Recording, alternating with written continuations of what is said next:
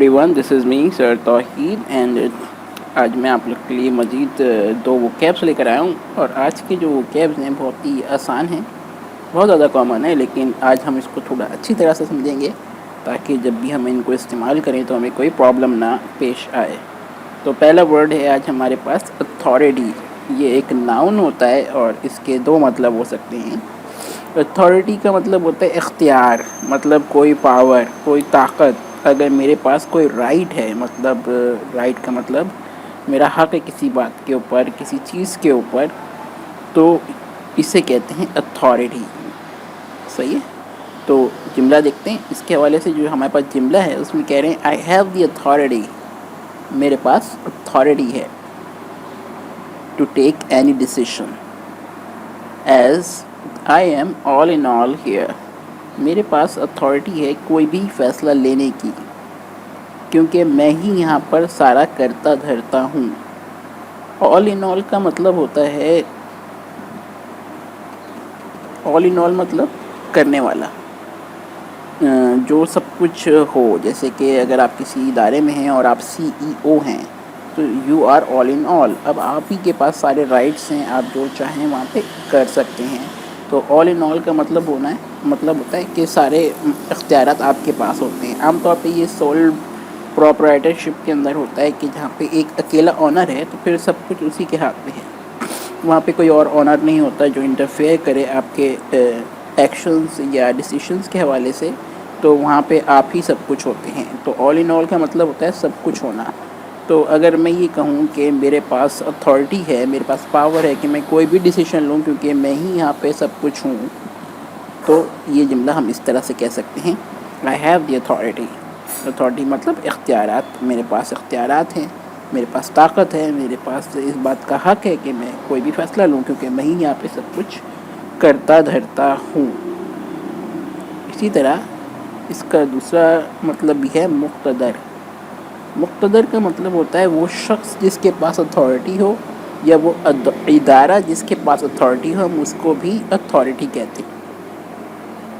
Authority का मतलब एक तो सिंपल हो गया पावर, और एक वो शख्स जिसके पास पावर हो या वो इदारा जिसके पास पावर हो, उसे भी अथॉरिटी कहते हैं। जैसे कि हमारा सेकंड सेंटेंस है हेल्थ अथॉरिटीज़।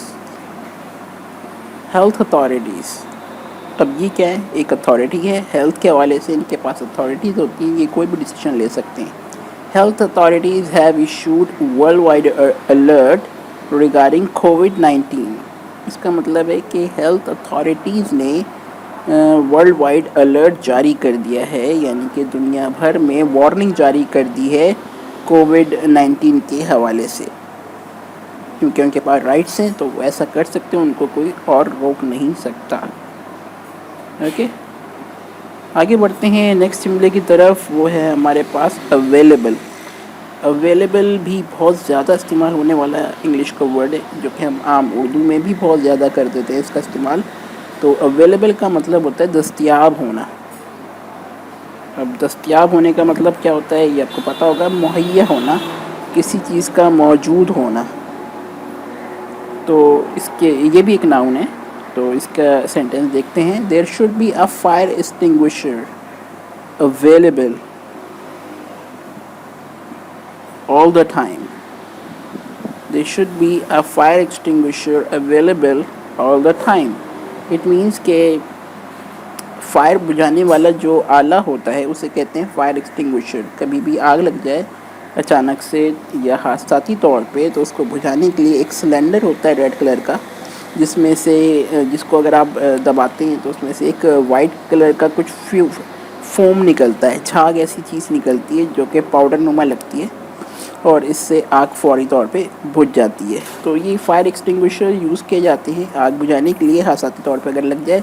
अक्सर आप इनको देखेंगे किसी भी बड़ी इमारत के अंदर, जैसे कि हॉस्पिटल्स के अंदर भी अक्सर ये नज़र आते हैं। बड़े बड़े होटल्स जो होते हैं वहाँ पे भी ये रखे हुए होते हैं, ताकि कभी भी कोई हादसाती तौर पे आग लगे तो उसको फौरी तौर पे बुझाया जा सके।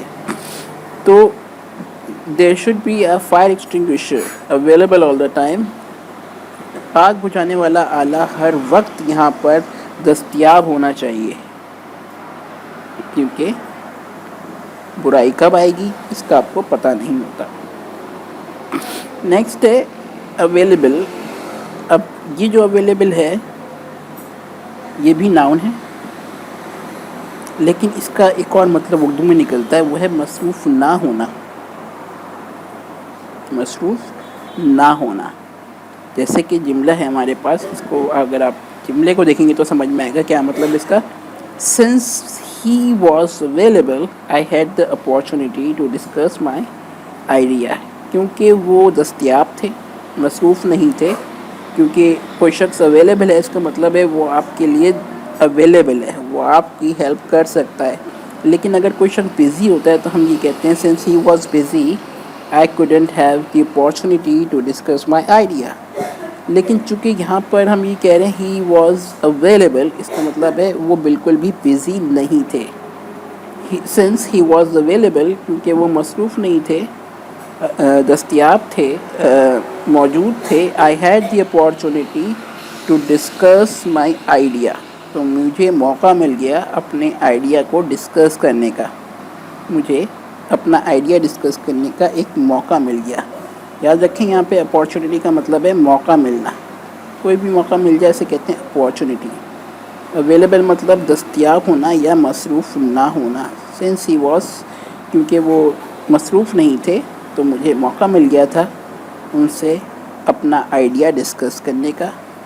تو گائز یہ آج ہمارا لیسن کمپلیٹ ہوتا ہے، جس میں ہم نے اسٹڈی کرے 2 انگلش کے ورڈ جو کہ انتہائی آسان ہے، لیکن اب چونکہ ان کی پریکٹس ہو جائے گی تو آپ اس کو زیادہ اچھے سے استعمال کر پائیں گے. تو let's stop this lessons today. اللہ حافظ.